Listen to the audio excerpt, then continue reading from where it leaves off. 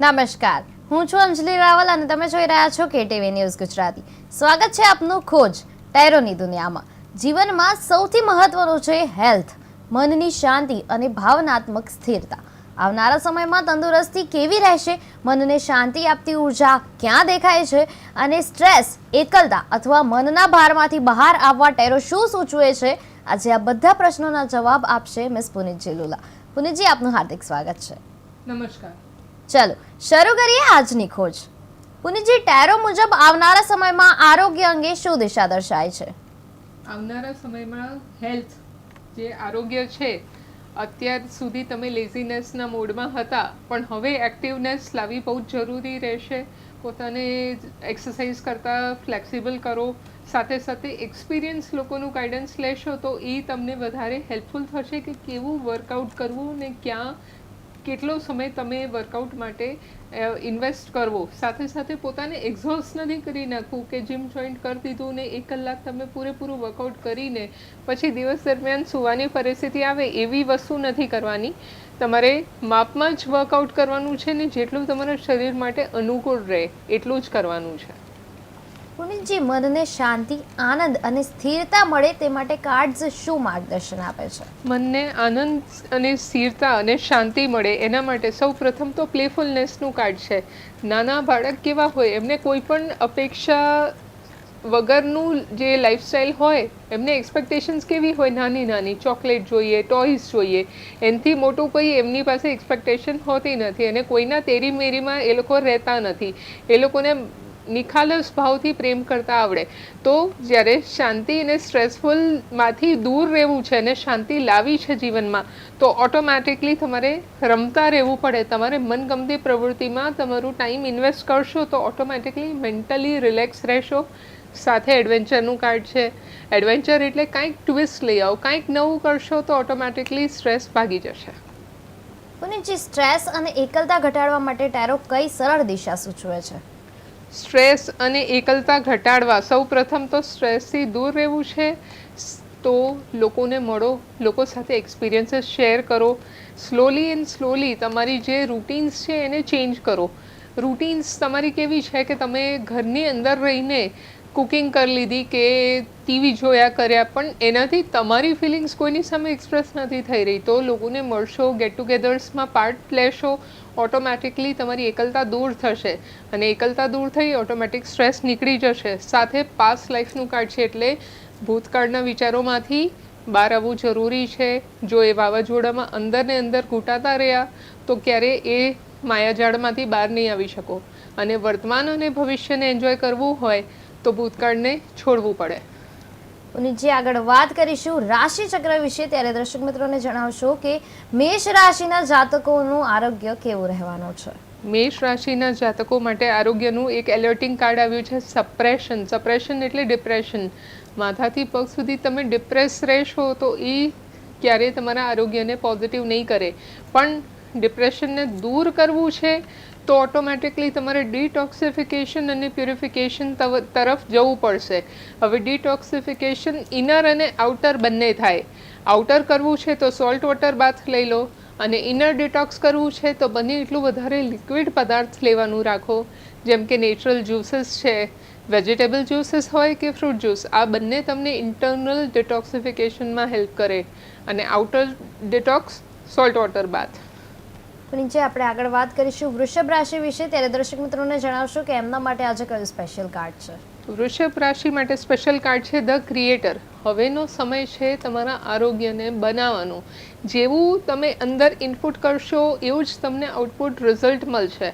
હવે ઇન્ટરનલ તમે junk food કે કંઈક નાખ્યા કરશો તો એનું રિઝલ્ટ બીમારી આવવાની જ છે. તમે એક્સરસાઇઝ નહીં કરો ને 24 કલાક મોબાઈલમાં ઇન્વેસ્ટ કરશો તો તમારી ડોક રહેવાની જ છે, સ્પાઇનલ કોર્ડ પર ઇફેક્ટ પડશે. પણ જેવું ક્રિએટ કરશો એવું રિઝલ્ટ મળશે. તો why not to invest positive. તમે થોડું ફ્લ્યુટ મ્યુઝિક સાંભળો, મેડિટેશનના દિવસથી શરૂઆત કરો. સાથે સાથે થોડું મેનિફેસ્ટેશન છે, લો ઓફ એટ્રેક્શન છે, એની ઉપર વર્ક કરો.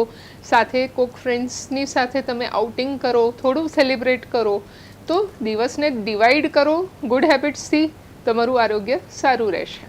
પુનિતજી, આપણે આ બધી જ વાત કરીએ એમાં આપણે એક આપે એક મહત્વની જે પોઈન્ટ હતો એ ઉમેર્યો હતો લો ઓફ એટ્રેક્શન, જી જેને આપણે મની મેગ્નેટ પણ કહી શકીએ છીએ. બિલકુલ. તો એની ફરી એકવાર તમે અમારા દર્શક મિત્રોને થેરેપી જે છે, જે થિયોરી છે આખી, એ સમજાવી દેશો?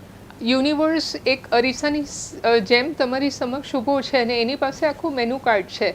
હવે એ મેનુ કાર્ડમાં તમે એમાંથી શું સિલેક્ટ કરો છો, શું ઓર્ડર કરો છો, દેટ ઇઝ ઇમ્પોર્ટન્ટ, રાઈટ? તો લો ઓફ એટ્રેક્શનમાં દાખલા તરીકે મેં કીધું એમ મની એટ્રેક્ટ કરવું છે તો દિવસની શરૂઆતમાં મિરરની સામે ઊભા રહીને તમે કહી શકો મને બ્રહ્માંડમાંથી બહુ બધું ધન મળી રહ્યું છે.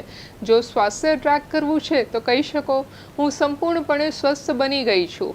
જો તમારે બિઝનેસમાં નવા પ્રોસ્પેક્ટ કે નવા ક્લાયન્ટ એટ્રેક્ટ કરવા છે તો તમે કહી શકો મારો બિઝનેસ દિવસે દિવસે પ્રગતિ કરી રહ્યો છે. જોબમાં પ્રમોશન જોઈએ તો કહી શકો કે હું દિવસે દિવસે જોબમાં પ્રગતિ કરી રહી છું.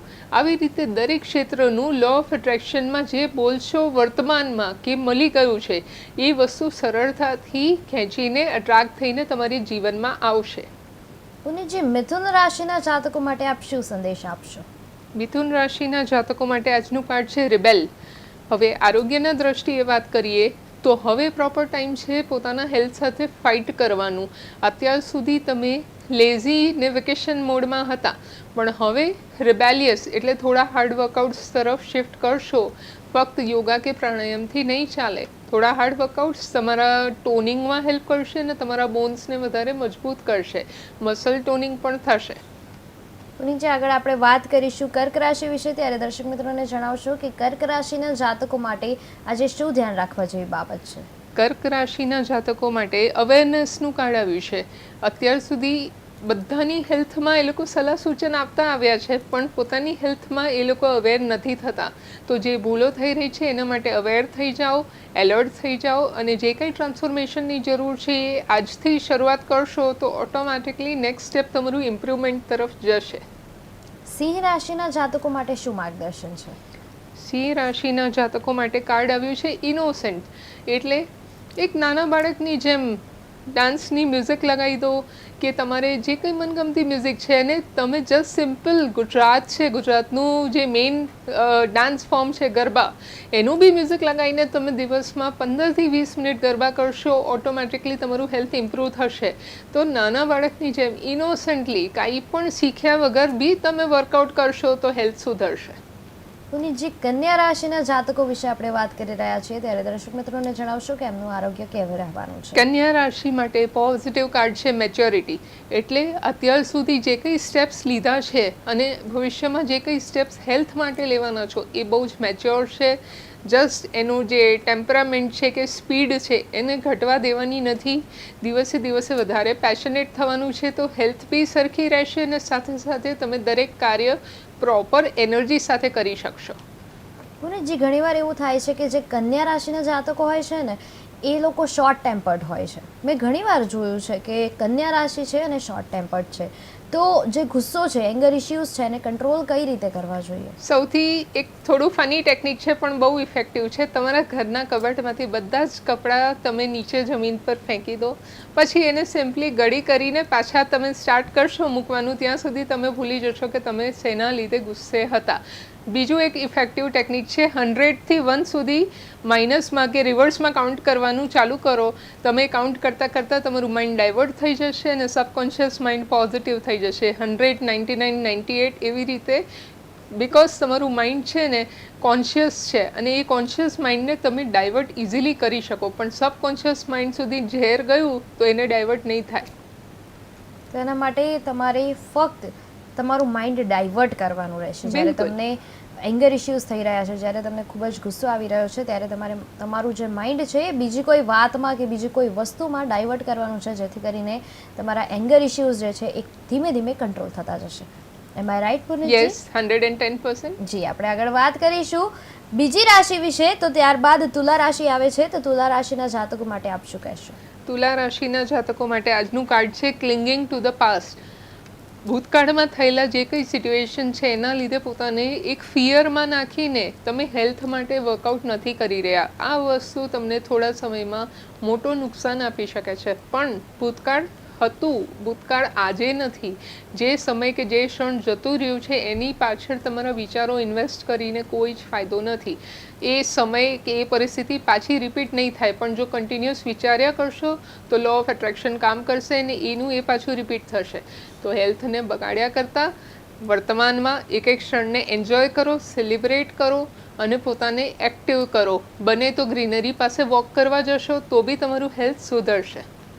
પુનીતજી, વૃશ્ચિક રાશિના જાતકો માટે આરોગ્ય કેવું રહેશે? વૃશ્ચિક રાશિના જાતકો માટે કમ્પેરિઝનનું કાર્ડ આવ્યું છે. એ લોકો એક્ટિવ તો રહેવા માંગે છે, પણ કઈ જીમમાં જવું કે કયું વર્કઆઉટ કરવું કે હું શું ખાવું જેનાથી મારું હેલ્થ સુધરશે, આ બધું જે માઇન્ડમાં કન્ફ્યુઝન કે પેન્ડુલમની જેમ એમના વિચારો ઝૂલ્યા કરે છે, એના લીધે એ લોકો પ્રોપર એક્શન મોડમાં નથી આવી રહ્યા, ફક્ત વિચારોના વર્કઆઉટ ચાલે છે. તો હવે પ્રોપર ટાઈમ છે એક્શન મોડમાં. કોઈ પણ એક વર્કઆઉટ પકડીને જે કંઈ ગમતું હોય એ સ્ટાર્ટ કરી દો અને જે કંઈ ડાયટ ગમે છે એ ડાયટ સ્ટાર્ટ કરો. ઓટોમેટિકલી ઇમ્પ્રુવમેન્ટ આવશે.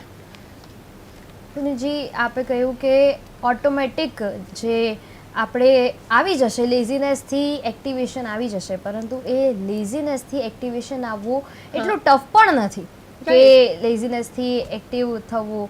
પણ જ્યારે લેઝીનેસથી આપણે બહાર જ ના નીકળી શકતા હોઈએ ત્યારે શું કરવું જોઈએ? લેઝીનેસથી બહાર ના નીકળી શકતા હોઈએ તો આપણે ટેપિંગ સૌથી ઇઝી ટેકનિક છે. આપણે નાનપણથી જોતા આવ્યા છીએ અને મેં બહુ જ મારા પિતાજી પાસેથી એક સરસ વાત શીખેલી છે. 108 વાર તાળી વગાડીએ ને તો ઘરે કોઈ દિવસ 108 ના બોલાવવી પડે. એટલે 108 માળાના મણકા બી હોય તો આપણે રામ રામ કે કૃષ્ણ કૃષ્ણ બોલતા 108 વાર તાળી વગાડીએ ને તો એનાથી બી લેઝીનેસ તરત ભાગી જાય છે. અને આના માટે તો તમારે ઊભા થઈને કે ચાલીને કશે જવું નથી, ફક્ત બેઠા બેઠા બી 108 વાર તાળી વગાડશો અને ભગવાનનું નામ બી લેવાઈ જશે અને સાથે સાથે તમારું આરોગ્ય પણ સુધરશે. 2 in 1 ઓફર છે.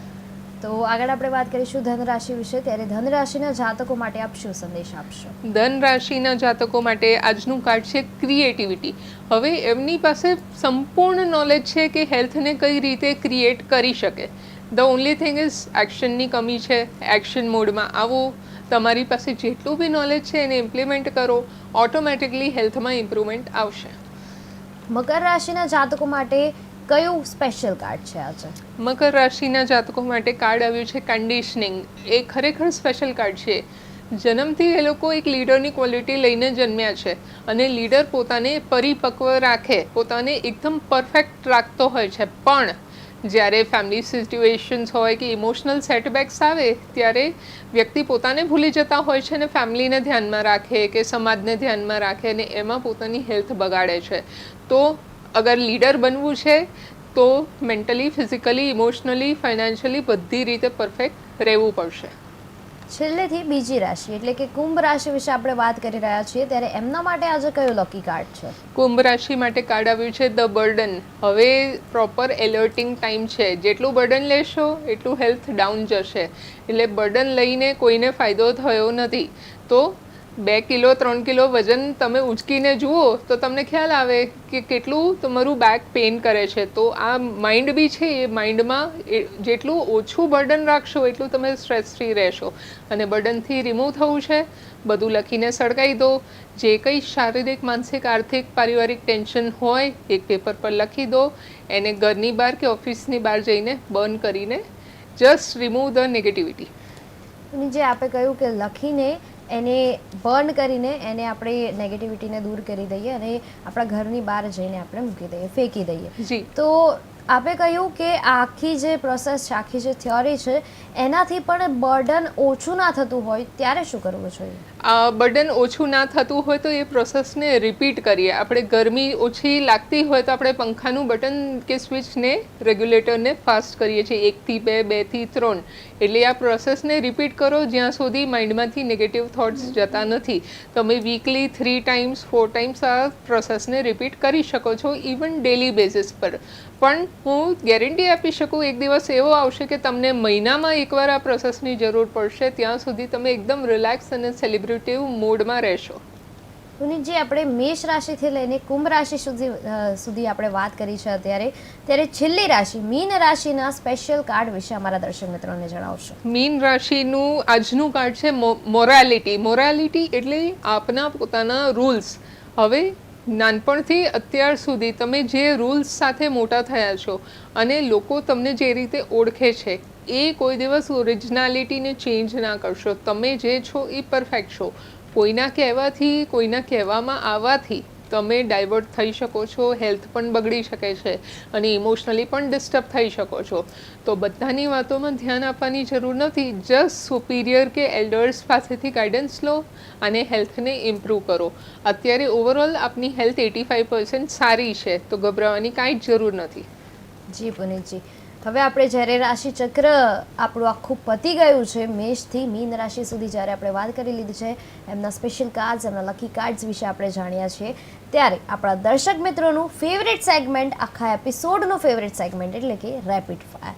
ફટાફટથી આપણે જાણીશું આજનો જે ટોપિક છે આરોગ્ય વિશેનો, એના વિશે. તો પુનીતજી, દર્શક મિત્રોને જણાવશો કે હેલ્થ કેવી રહેવાની છે, મજબૂત કે નાજુક? મજબૂત. મન શાંત કે ચિંતિત? શાંત. સ્ટ્રેસ લેવલ કેવો રહેશે, ઓછો કે વધારે? વધારે. ભાવનાઓ સંતુલિત છે કે પછી અસ્તવ્યસ્ત? અસ્તવ્યસ્ત. ઉર્જા પોઝિટિવ કે મિક્સ્ડ? મિક્સ્ડ.